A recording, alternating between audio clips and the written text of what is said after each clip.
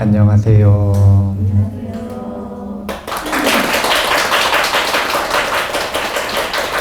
서울 붓다스쿨에서 금강경 법회를 진행하는 날입니다. 오늘은 금강경 법회 도중에 제가보살의 학처가 되는 제가보살계로서의 후보로 우바세 계경을 공부해 보겠다. 그러니까 금강경 법회 중 특강이라고 생각을 하시면 됩니다. 그래서 오늘은 우바세 계경으로 보는 제가보살의 학처에 대해서 공부할 거고요. 키워드는 절제의 삶이에요. 절제의 삶. 이 우바세 계경은 우리에게는 뭘로 알려져 있냐면 선생경으로 알려져 있어요. 그 장암 선생경이라고 알려져 있고, 또 니까야 속에서도 이제 신갈라를 위한 가르침이라고 해서 이 선생경이 그대로 있거든요. 근데 이게 원래 니까야의 가르침인데 대승경전에서 제가불자들을 위한 장암 선생경부터 시작해서 옥야경 그리고 기타 등등의 제가불자의 사회 관계에 대한 논리들, 제가불자의 수행에 대한 경전들을 모아서 제가보살로서 어떻게 생활하고 어떻게 수행해야 되는지를 집대성한 교과서가 우바세 계경이라고 보시면 돼요. 그래서 대승판, 육방예경이라고 선생경이라고 보시면 됩니다. 그래서 이 우바세 계경을 보면 원래 선생경을 보면은 그런 내용이에요. 선생이라고 하는 아들이 있는데 이 아들이 아버지 말을 너무 안 들어. 아버지가 장자 바라문으로서 아주 뛰어난 위세를 누리고 있는데 이 선생이 너무 말을 안 들으니까, 이 아들이 너무 말을 안 들으니까 정말 다양한 시도를 했거든요. 이 바라문에게 데리고 가보기도 하고, 뭐 그때 당시에 부처님이 계셨으면 부처님도 만나보게 하려고 하고 온갖 노력을 다 하는데 절대 안 돼요. 교화가 안 돼. 그래서 죽음을 맞이할 때 유언으로 뭐라고 했냐면, 육방의 예를 하는 방법이 있는데 이 육방의 예를 다 하면 뭘 누릴 수 있다고 한 거냐면은 건강과 번영을 누릴 수 있다라고 이야기를 한 거예요. 그러니까 이 아버지의 마지막 유언이니까, 그러니까 말은 진짜 안 들었는데 그래도 효자긴 효자인 거라. 가치관이 다르면 절대 안 하지만 아버지에 대한 기본적인 예가 좀 있으니까 이제 아버지 돌아가시고 나서 무슨 뜻인지도 모르고 일단 계율을 지키는 거예요. 무슨 계율이냐면 아침에 일어나서 육방을 향해서 공양하고 공경하는 예를 취하는 육방 예경을 하기 시작한 거예요. 그래서 원래 선생경에는 이런 인연담들이 쭉 있는데 우바세 계경은 이 인연담 다 생략하고 어디서부터 시작되는 거냐면 177페이지에 이와 같이 내가 들었다에서 보면 한때 부처님께서 사위국 기수림 아나빈지 정사에서 대비구승 1250인과 500의 비구니와 1000명의 우바세와 500에 걸식하는 이들과 머물고 계셨다라고 배경 설명을 하시고 그 뒤에 바로 보면 그때 그 모임 가운데 장자의 아들로 이름이 선생이라는 사람이 부처님께 말씀을 올렸다. 그러니까 이미 육방예경을 실천하고 있는 그 상태에서 지금 질문을 하는 것부터 시작이 되는 거예요. 그러니까 장암 선생경을 그대로 받아서 그 후일담이라고 보시면 되는 거겠죠. 자, 그래서 먼저 외도의 육방예경을 보면 육방을 다 볼 필요는 없고 한 문단만 보시면 되는데 이 한 문단을 같이 읽어볼게요. 세존이시여, 외도 육사들은 항상 법을 설하고 중생을 가르치기를 만약 이른 아침에 6방향에 경례하면 수명과 재물을 늘릴 수 있다. 그 이유는 동방의 땅은 재석에게 속하는데 거기에 공양하는 자는 석재환이니 곧 보호하고 도우며 남방의 땅은 염라왕에게 속하는데 거기에 공양하는 자는 저 염라왕이 곧 보호하고 돕는다. 다 마찬가지예요. 서방의 땅은 파루나, 북방의 땅은 구비라, 하방의 땅은 화천, 그리고 상방의 땅은 풍천이라고 표현을 했어요. 다 천신들 이름이라고 그냥 생각하시면 돼요. 그러니까 육방을 향해서 누구에게 예를 표하는 거냐면 담당하는 천신들이 있다고 믿은 거예요. 그래서 그 천신들에게 공양하고 공경하는 예를 매일매일 취하는 것, 이게 육방 예경의 계율처럼 받아들인 거예요, 이 사람은. 그러니까 외도들은 원래 아버지께서 알려주신 건데 아버지가 이렇게 알려주셨는데 뭐가 궁금한 거냐면 불교에는 이런 육방 예경이 없습니까? 라는 질문이 이 경전의 시작인데, 자, 요 외도의 육방 예경을 한번 분석을 해보면 여기 보면 육방 예경을 왜 해야 되냐면 동방에는 담당자이신 제석천왕에게, 남방에는 염라왕에게 예를 구해야 된다라는 건데, 그걸 통해 뭘 하고 싶냐면 수명과 재물을 늘리고 싶어요. 이게 지금 우바세 개경의 전체를 관통하는 키워드입니다. 모든 이유로서 어떤 수행을 하든 상관없이 어떤 방식으로 해석을 하든 부처님께서 전부 그 공덕과 이익의 가장 중요한 두 가지 기둥으로 수명과 재물을 이야기하거든요. 이게 왜 그러냐면 제가불자들에게는 이 수명과 재물이 아주 중요한 행복의 원천이자 욕구라고 생각을 하셨던 거예요. 자, 오늘 이야기의 서두를 먼저 정리하고 시작해보면 우리가 오늘 우바세 개경을 배울 건데,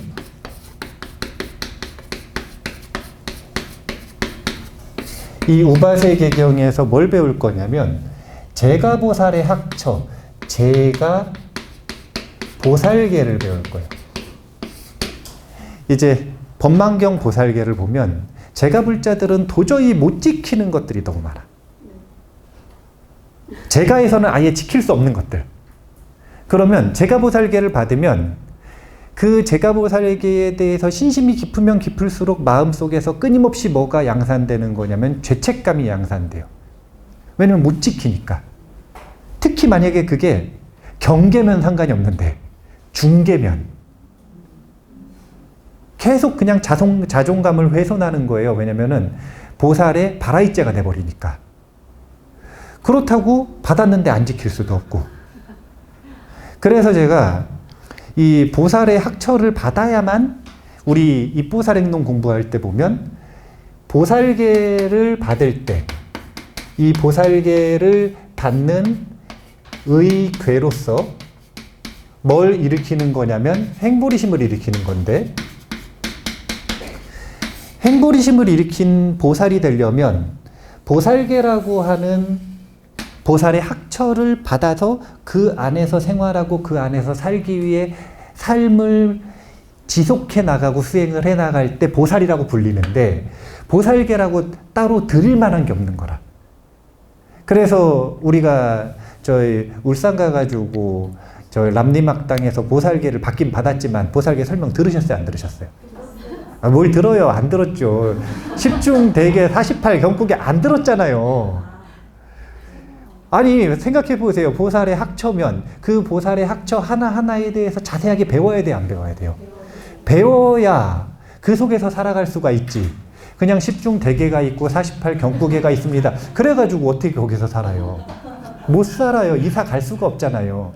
근데 그 이후에 제가 추가 설명을 안 해드린 이유가 뭐였냐면 법망경 보살계는 여차하면 죄책감만 늘릴 수가 있다. 그래서 계속 대안을 찾아왔던 거예요. 제가 은사스님한테 전화해가지고 굉장히 끈질기게 좀 괴롭혀 드렸어. 이래가지고 보살계를 주셨는데, 그래서 이 보살계의 내용이 뭐냐 도대체.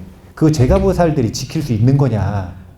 제가보살들이 요 죄책감만 늘리는 거 말고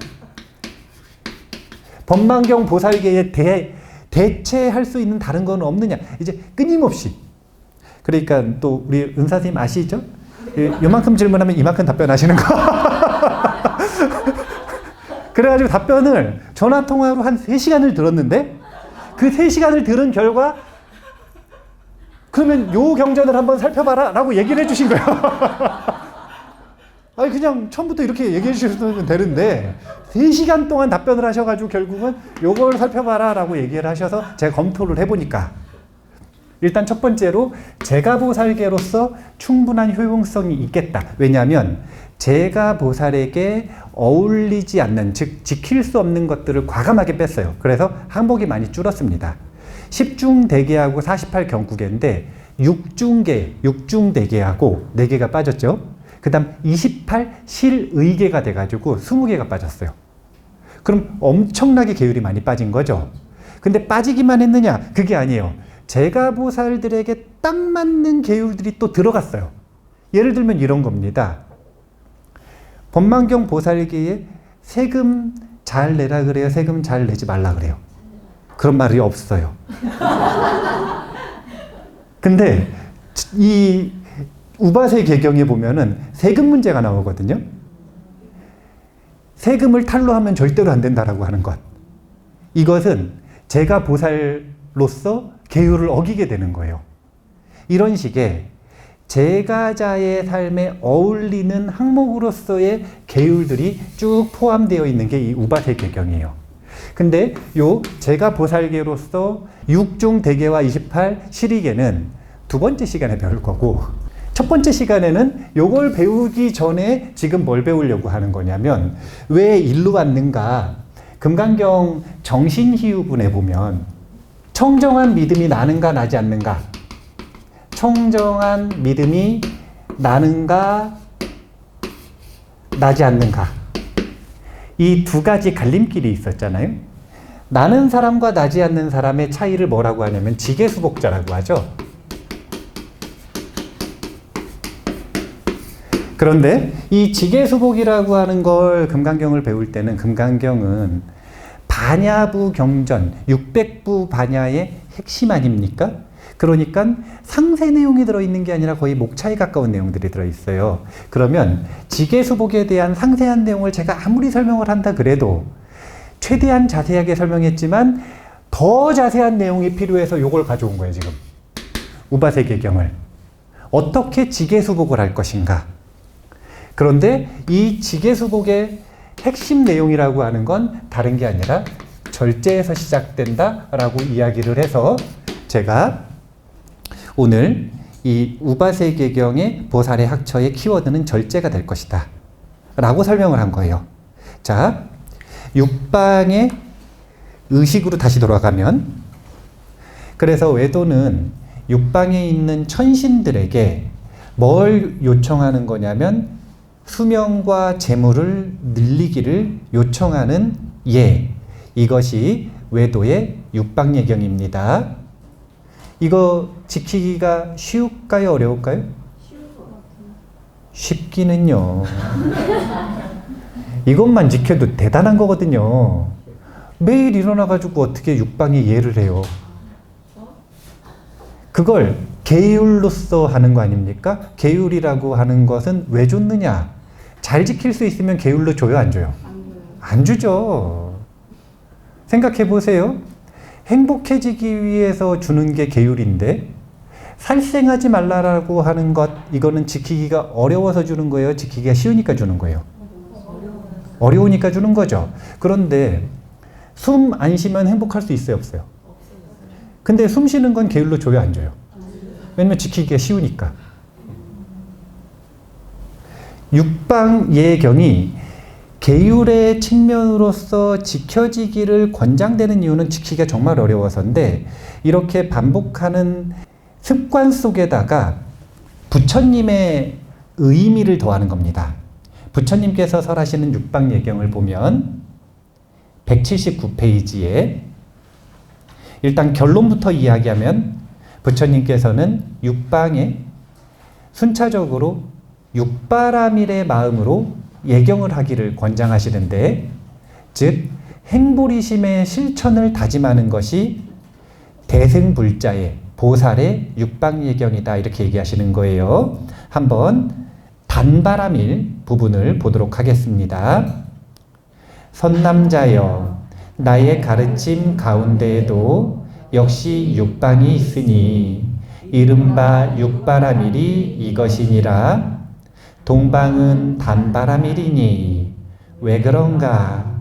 시초에 나오는 것은 지혜 광명의 인연을 내기 때문이니라. 저 동방은 중생의 마음에 속하는데 만약 중생이 능히 저 단바라밀에 공양하면 곧 수명과 재산을 늘릴 수 있기 때문이니라. 이 육방을 할 때 보면 동남서북 하상 이렇게 하거든요. 그래서 동쪽부터 시작이잖아요. 그런데 그 동쪽은 여러 방위 중에서 어떤 특징을 가지고 있는 곳이냐면 일출의 시작이 되는 곳이죠. 하루의 시작. 그래서 여기서 시초에 나오는 것은 이렇게 표현을 한 거고, 일출, 태양이 뜨는 곳이기 때문에 지혜광명의 인연이 시작되는 인연이다, 이렇게 얘기를 하는 거예요. 그렇다면 보살의 마음에 지혜광명의 일출이 시작되는 수행의 인연이 무엇이라고 얘기하는 거냐면 단바라밀, 보시바라밀이라고 이야기를 하는 거예요. 이제 제가 보시에 대한 이야기를 할 때마다 항상 반복해가지고 드는 문장이 하나 있죠. 그게 뭐냐면 인색한 마음에서는 단 하나의 선도 자라날 수 없다. 인색한 마음에는 이 지혜 광명의 인연을 맺는 시작 자체가 이루어지지 않는다라는 거예요. 그래서 단바라밀부터 시작되는 육바라밀의 시작으로 동방에 대한 예를 가장 먼저 한다. 이제 남방은 시바라밀인데 남방 같은 경우에도 보면 뒤에 수명과 재물을 늘릴 수 있기 때문이니라 이렇게 반복되고 있죠. 그 뒤에 봐보세요. 서방은 찬제바라밀, 인욕바라밀인데 이 부분은 좀 비유가 재밌어요. 서방은 후라고 한대요. 후. 그러니까 아무래도 이 하루가 마무리되는 곳이 서방이어서 그러는 것 같아요. 그러니까 마음이 인욕한다라고 하는 것은 무엇인가 나쁜 것이 오는 것을 참고 견디는 건데, 그 나쁜 것을 뒤쪽에 버리는 마음으로 서방에는 인욕바라밀에 예경한다, 이렇게 말을 하는데, 그래도 여기 보면 또 수명과 재물을 늘릴 수 있기 때문이니라. 이제 정진바라밀의 특징은 모든 악법을 이김이라고 표현을 하는데, 저는 모든 악법을 이김, 이것과 상대되는 표현으로서 뭘 더 정진을 좋아하냐면 모든 선을 돕는 역할을 하는 게 정진입니다.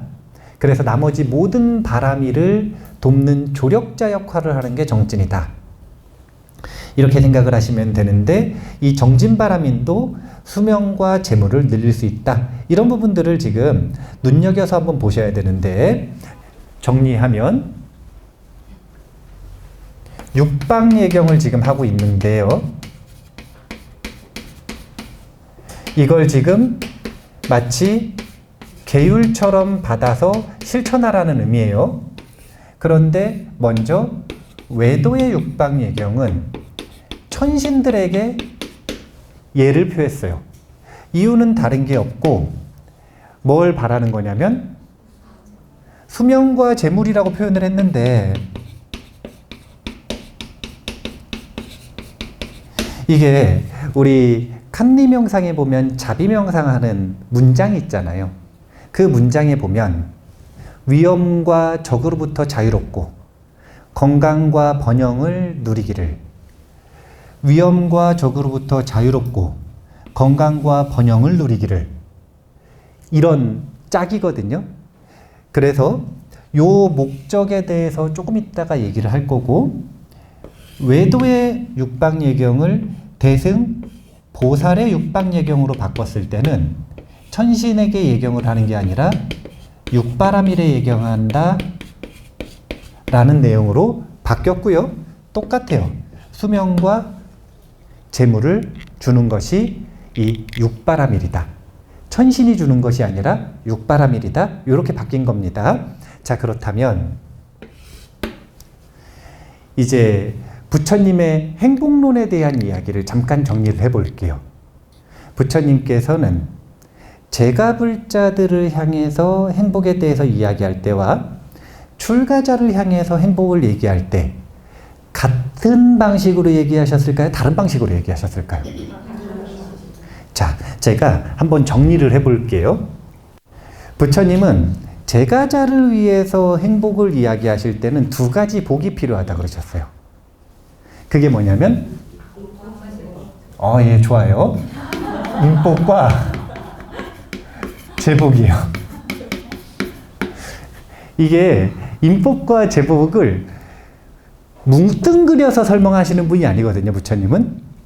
부처님은 인복과 제복을 어떻게 설명하시냐면, 인복은 다른 사람에게 선을 권하는 것으로부터 나오고, 왜 도대체 다른 사람에게 선을 권하는 게 인복을 만드는가? 선을 권하는 그 인연은 선한 사람을 자신의 네트워크에 두게 돼요. 이 권선하는 마음만으로도 사실은 선을 실천하지 않는 사람들은 주변에서 점점 정리가 돼. 떠나가게 되어 있거든요. 초록 동색이라고 했잖아요. 자, 봐보세요. 권선이 아니라 권술이라. 그러면 주변에 점점 시간이 지나면 지날수록 좋은 친구가 많아져요? 술 친구가 많아져요? 물론 술 친구가 좋을 수도 있어요. 좋을 수도 있으나 보편적 확률이라고 하는 걸 놓고 볼 때 술 친구가 선우인 경우는 극히 희박하다. 권선이 인복을 만든다라고 이야기를 하고요. 제복은 재물을 보시함으로써 이루어지는 거예요. 그런데 부처님은 이 두 가지면 충분하다고 그러셨는데 제가 보기에는 이거 가지고 좀 불충분한 것 같아요. 여기에 뭐가 더 들어가야 되냐면 신복과 신복이 들어가야 돼요. 신복이라고 하는 건 지금 우리가 이야기하는 이것과 아주 밀접한 연관이 있어요. 수명, 건강, 안전.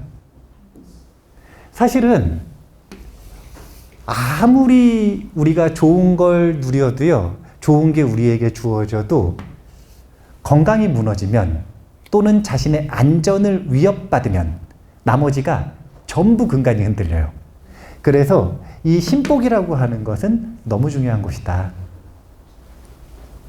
신복이라고 하는 건 이 모든 것들을 어떤 식으로 해석할 것인가 라고 하는 마음의 특성이에요.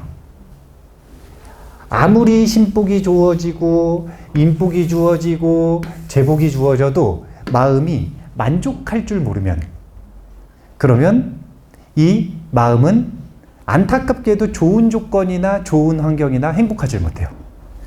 그래서 요 네 가지 복이 행복에는 아주 중요하다라고 이야기를 할 수가 있는데 사복입니다. 사복. 네 가지 복. 요 네 가지 복이 아주 중요하다. 그래서 지계수복할 때 요 복을 닦는다라는 것을 오늘은 요 네 가지 복에 대한 이야기로 한번 전개를 해보겠다 이거예요. 그래서 여기에서 수명과 재물을 증장시킨다라고 얘기했지만 사실은 뭐냐면은 네 가지 복덕이 증장된다. 이렇게 해석을 하시면 되고요.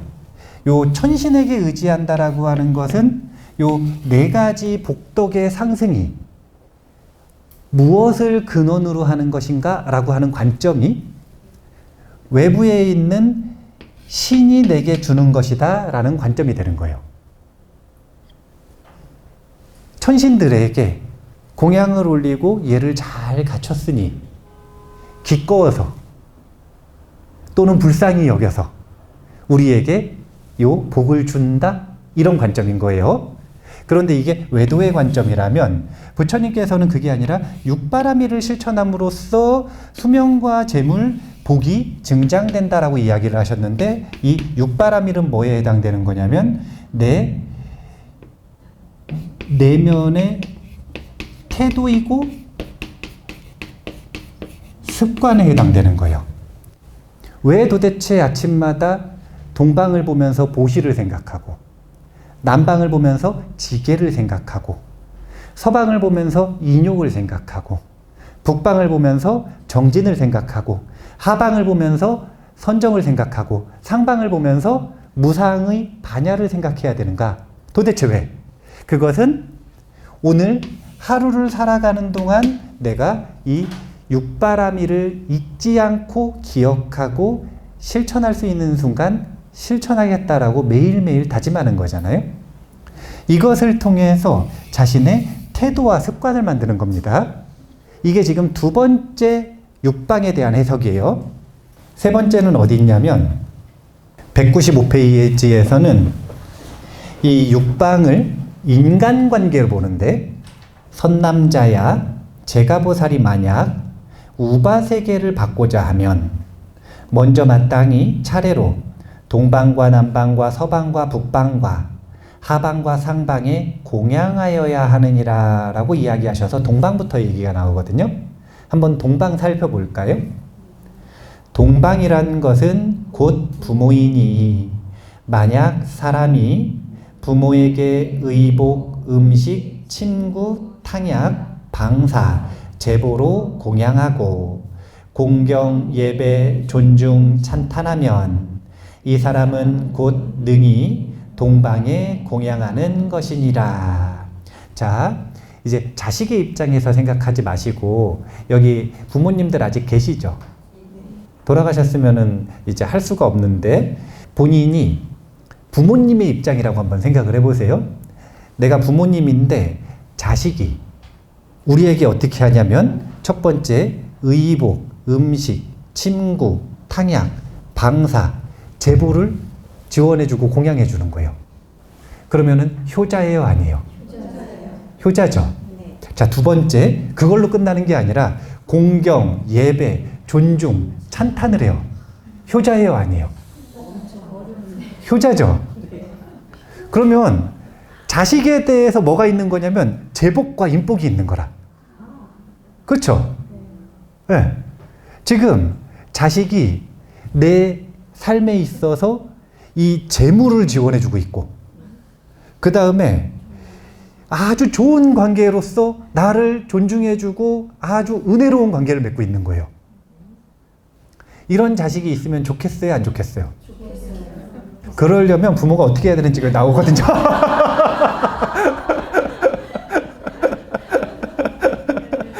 항상 나쁜 관계는 쌍방과실이고, 좋은 관계는 항상 공정하게 뭔가 인과가 있어야 되는 거예요. 부모는 어떻게 5가지 일로서 보답하는가? 같이 읽어볼까요?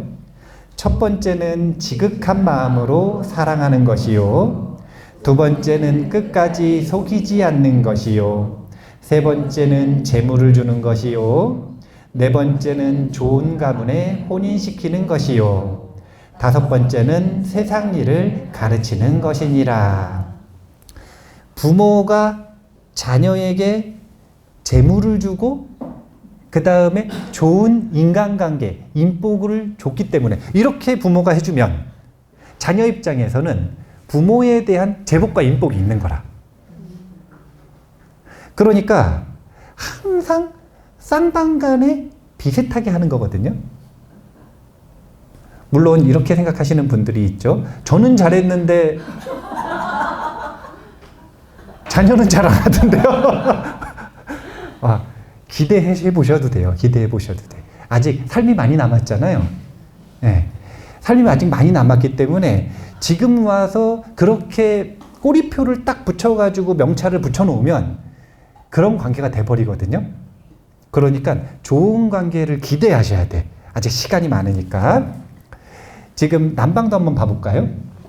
남방이란 곧 스승이니 만약 사람이 능히 스승에게 의복, 음식, 친구, 탕약을 공양하고 존중, 찬탄, 공경, 예배하며 일찍 일어나고 늦게 누우면서 착한 가르침을 받아 행하면 이 사람은 곧 남방을 공양하는 것이니라.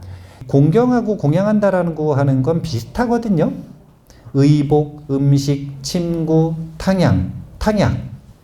그러니까 그 관계에 따라서 조금씩 뭐가 달라지는 거예요. 예를 들어 가지고 옆에 보면은 처자에 대한 게 있는데 처자와의 관계를 보면 영락이 들어가요. 영락. 영락이 뭐냐면 보석이라 폐물. 그러니까 부처님께서 세간해셔요, 아니셔요? 세간해죠. 부처님은 결혼도 안 해보셨는데, 아, 그렇네. 결혼을 해보셨구나. 아, 맞아요. 결혼을 해보셨다. 그래가지고 잘 아시는 거네요. 예. 이제 옥야경에 보면은 나오는 유명한 구절 아닙니까? 옥야경에 보면은 남편은 부인에게 뭘 해야 되냐면 주기적으로 반짝이는 걸 선물해야 되거든요.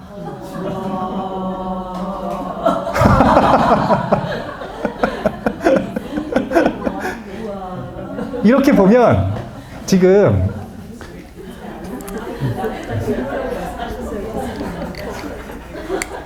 같이 오라고 말씀하셨어요. 근데 같이 오면 약간 불리한 게 그래도 여기 보면은 그때 당시에 이 남녀 평등 지수가 지금보다 불평등했기 때문에 처자는 14가지나 해야 돼요. 그러면은 굉장히 불평등한데 남편 같이 와도 되나요?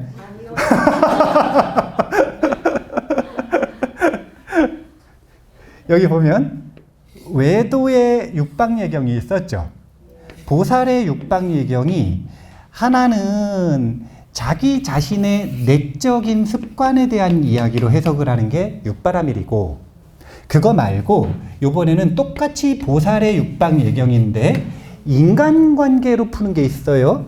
이제 그 사주 볼 때의 육친과는 다르지만 육방이 6가지 친한 지인 관계들, 우리가 일상에서 만나는 자주 만나는 관계 6가지 인간관계로 풀고 있는 게 있는 거죠. 인간관계. 그래서 요 인간관계에서는 내적인 태도가 아니라 외적인 이 관계를 이야기하는 건데, 요 인간관계, 보살의 인간관계는 뭘로 해석을 하는 거냐면 사서법으로 해석하는 거예요. 사서법. 그래서 여기 보면은 결국은 다 주라는 거 아닙니까? 읽어보세요. 좋은 관계를 맺고 육방을 향해서 뺏으라는 이야기가 있어요, 없어요? 없어요. 그런 얘기는 없어요. 어떻게 하면 아버지나 어머니에게, 자식들에게, 처자, 남편에게, 스승, 제자에게, 도반들에게, 그리고 직원들에게, 기타 등등의 인간관계에 무엇을 나눠줄까? 이것을 고민하는 게 지금 보살의 육방예경이거든요. 그래서 부처님께서 불교식 육방예경이 뭡니까? 라고 질문을 하셨을 때 나온 답변은 이 2가지인 거예요. 육바라밀로서 해석을 하는 것과 인간관계에 대한 사서법으로 해석하는 것. 근데 이것을 그냥 단순한 범주로 육바라밀 사서법 이렇게 해석하면 그건 목차고, 그것을 각각의 인간관계에 맞게 적용해가지고 5가지, 7가지, 14가지 무엇을 해야 되는지를 자세하게 설명해 놓으신 게 지금 이 원래 선생격이나 옥야경 그리고 이 우바세 계경에 해당되는 제가보살의 인간관계에 대한 인간관계론이라고 보시면 돼요. 근데 그 핵심은 다른 게 아니라 사서법이니까 뭐가 핵심이냐면 보시한다, 이게 핵심인 거예요. 사서법이 뭡니까? 보시섭, 애어섭, 이행섭, 그 다음 뭐예요? 동사섭. 냈다 뭐냐면 주는 거예요. 보시는 재물을 주는 거, 에어섭은 말을 좀 예쁘게 하면 두려움이 사라지죠. 무해시에 해당되는 거예요. 이행섭은 제시, 무해시, 법시, 가릴 거 없이 필요한 걸 주는 걸 이행섭이라 그래요. 그리고 동사섭은 같이 시간을 한다라고 생각을 하시면 안 돼요. 동사섭 자꾸 착각을 하시는데, 동사섭은 함께 시간을 보내는 게 아니에요. 자, 함께 시간을 보내고 있어요. 영화를 보러 갔어. 예매를 해야 되잖아요. 한 명은 액션 영화가 좋아요. 한 명은 뭐가 좋냐면 공포 영화가 좋아. 그러면 둘이 같이 갔으니까 따로따로 봐야 돼요? 같이 봐야 돼요? 그럼 일단 벌써 동사섭이 안 되는데? 그죠? 그럼 뭔가 같이 봐야 될 거 아니에요? 그러면 내가 동사섭을 하겠다고 부모님을 모시고 가서 영화를 같이 보자 그러는데 부모님은 액션 영화가 보고 싶대요. 이유도 타당해. 왜냐하면 자막 읽기 힘드니까 자기는 그냥 편하게 볼 수 있는 게 좋대요. 근데 나는 아주 재밌는 공포 영화가 나와서 그걸 보고 싶은 거예요. 그러면은 동사섭을 하려면 영화를 같이 보기만 하면 돼요? 아니면 부모님이 하고자 하는 걸 함께 해줘야 돼요? 함께 앞에 내가 하고 싶은 게 아니라 내가 하고 싶은 걸 함께 해주는 게 동사섭이에요. 만약에 함께 하는데 내가 하고 싶은 걸 함께 했어. 다른데. 그러면 그 사람이 나한테 동사섭을 한 거지. 그것도 억지로. 자각을 하고 했으면 그 사람의 수행이 되겠지만 자각 없이 그냥 고집으로 나한테 줬어요. 그러면 그 사람은 어떻게 되는 거냐면 보살행도 못하고 마음에 불공정하다라고 하는 뭔가 불만만 쌓이는 거예요. 동사섭 정확하게 알고 계셔야 되고요. 그래서 이 육방예경이 그러면은 오늘 첫 번째 시간의 키워드가 되는 건데, 도대체 무엇에 예경할 것인가, 그리고 왜 예경하는가 라고 하는 것을 전환시켜 주시는 스토리인 거예요. 지금 시작은 첫 번째, 외도는 무엇을 위해서 예경을 한 거냐면 복을 얻기 위해서 예경을 한 거예요. 그래서 복을 얻기 위해서 누구에게 예를 구한 거냐면 천신들에게 구한 거예요. 보살은 무엇을 위해서 예경을 하냐면 역시 복을 위해서 예경을 합니다. 똑같이 해석을 했으니까요. 그런데 이 대상이 천신에게 하는 것이 아니라 선인 선과 악인 악과라고 하는 자업자득이니까 스스로 자신의 신구의 삼업을 올바른 습관으로 만들면, 육바라밀이라고 하는 습관과 태도를 형성하면 이것이 모든 복덕의 원천이 된다. 이렇게 이야기를 한 거예요. 그 다음에 보살 중에서 제가보살. 출가보살은 인간관계가 많아요, 적어요? 적죠. 엄청 적어. 저는 2판과 4판 중에 4판에 해당이 되기 때문에 인간관계가 많은 거거든요. 네. 4판은 인간관계가 많을 수밖에 없죠. 왜냐면은 포교를 해야 되니까. 그럼 인간관계를 맺게 되잖아요. 근데 2판으로서 수행하는 보살들은 진짜 인간관계가 없어요. 스승하고 도반밖에 없어. 근데 제가보살은 인간관계가 너무너무 많으니까 여기에서는 이제 내적 습관이 아니라 무엇으로 해석을 하는 거냐면 인간관계로서 해석하는 거예요. 그런데 역시 똑같이 복을 추구하는데 무엇으로 하는 거냐면 사섭법으로서 추구하는 것이다. 그러니까 요거는 지금 요 복을 얻기 위한 요게 과면, 이거는 인이 되는 것이고 그 인의 카테고리, 범주가 완전히 다른 방식으로 해석을 하고 있다.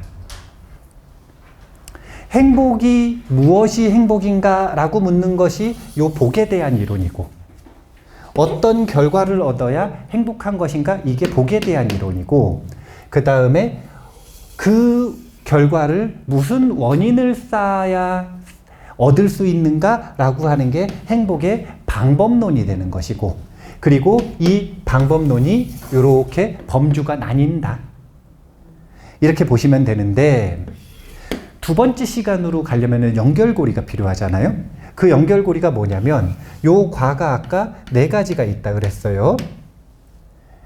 부처님께서 말씀하신 거 먼저 보면은 제복과 인복이 있고, 그 다음에 신복과 신복이 있다 그랬습니다. 요거를 한 문장으로 하면 뭐였냐면 위험과 적으로부터 자유롭고 건강과 번영을 누리는 겁니다. 요것을 누구나 원한다라는 거예요. 제가자만 원하는가? 아니에요. 출가자도 이걸 원해요. 출가자는 매일매일 사고가 나면 좋겠어요? 사고가 안 나면 좋겠어요? 맨날 신도들이나 제자들이나 도반들이 속을 새기면 좋겠어요? 아니면 마음이 편안하게 스트레스가 없으면 좋겠어요? 맨날 누가 와가지고 수행을 방해하면 좋겠어요? 아니면 수행을 적절하게 잘 지원해주면 좋겠어요? 그런 게 전부 다 복이거든요. 그런데 요 복을 쌓는 데에 있어서 왜 절제라고 하는 키워드가 나오는지가 여기서 나오는 건데, 그게 뭐냐면 요거 하나를 비교해 보면 정확하게 합니다. 우리가 살아가는 세상을 자본주의라고 하죠. 그런데 이 자본주의 시대가 되기 전에 부처님 당시의 삶은 제가 뭐라고 이름을 붙이냐면 보통 덕본주의라고 이름을 붙이죠. 이 두 가지의 차이점과 공통점을 보셔야 되는데, 자본주의에서는 뭐가 근본이 된다는 거예요? 자아가 근본이 된다는 거죠. 근데 이 자본이라고 하는 것은 돈이에요? 아니면 자산이에요? 뭘 의미한다고 생각을 하세요? 실제로 자본주의의 여러 학파 중에 하나가 화폐주의라는 게 있거든요. 돈이 근본이었으면 자본주의라는 말보다는 화폐주의라는 말이 훨씬 잘 어울릴 거예요. 이 돈과 자산의 차이는 뭐냐면, 돈은 일회성이고 또는 소모되는 거예요. 자산은 지속성을 가지고 있고 축적되는 경향이 있어요. 이게 덕본주의에도 그대로 적용이 돼요. 돈, 일회성에 해당되는 게 뭐냐면 선행이고요. 그것이 자산으로 되는 것은 선행이 습관화된 공덕이에요. 덕본주의는 선이라고 하는 말이 들어가야 안 들어가요, 지금? 공덕이라고 하는 말이 들어가잖아요. 마찬가지로 일회성인 선행을 강조하는 게 아니라 뭘 강조하는 거냐면, 그것이 축적되어서 습관으로 형성된 공덕이라고 하는 자산을 얘기하는 거예요. 자, 요거를 왜 얘기하느냐? 요런 방법론을 가지고 육방예경을 얘기했는데 그 속에서 비밀이 숨겨져 있어요. 그게 뭐냐면 육방예를 한 번 하는 게 중요해요? 아니면 그걸 축적되어 있는 지속성 있는 자산으로 만드는 게 중요해요?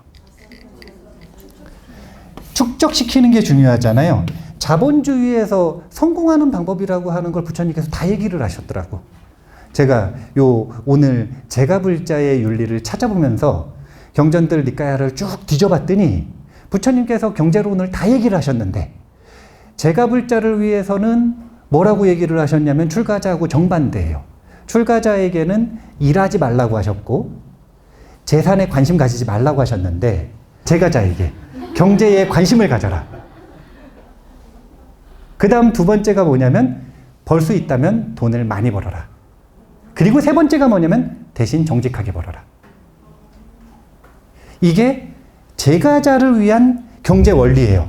그런데 그 속에서 돈을 관리하는 방법을 보면 4분법을 이야기를 하시는데 그게 뭐냐면 돈을 자산으로 바꾸는 방법을 4분법으로 얘기하시는 거예요.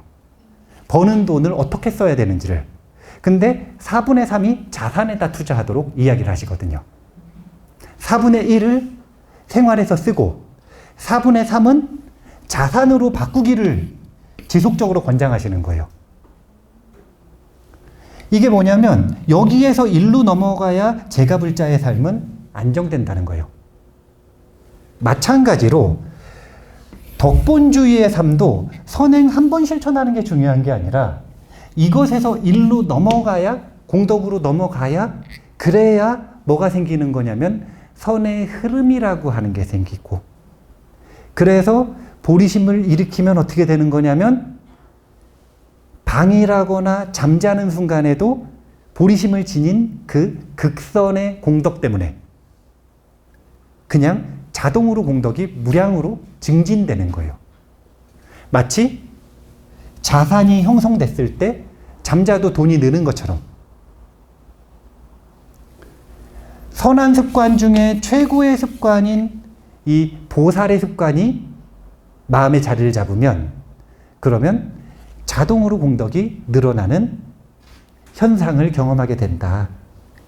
그런데 여기서 일로 넘어갈 때 뭐가 필요한 거죠?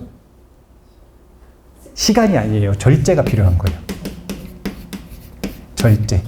그래서 오늘 두 번째 시간의 키워드가 절제로 시작되고 그리고 그 절제의 내용으로서 보살의 학처, 계율이 나오는 겁니다.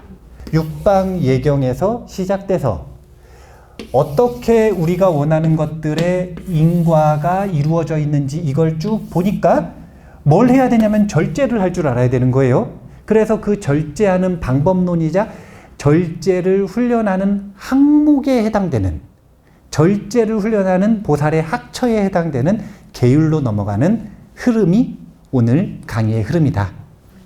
이렇게 생각하시면 되고요.